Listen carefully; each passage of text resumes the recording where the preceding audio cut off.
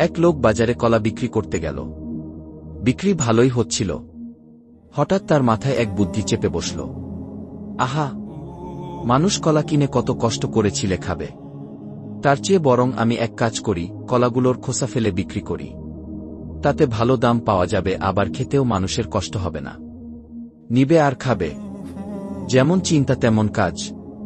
কলাগুলোর খোসা ফেলে সে ডালার মধ্যে সাজিয়ে রাখল।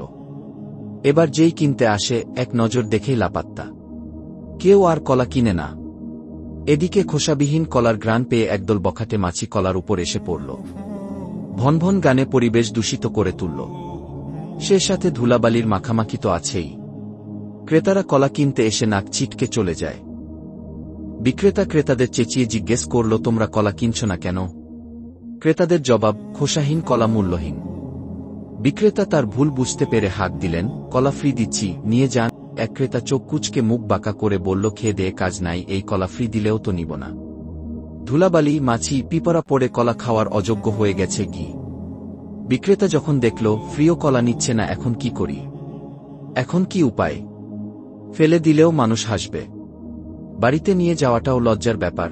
তাই সে জোর আওয়াজে বলতে লাগল, কলা নিবেন? কলা কলা নিবেন? কলা ফ্রি দিব, সাথে টাকাও দিব।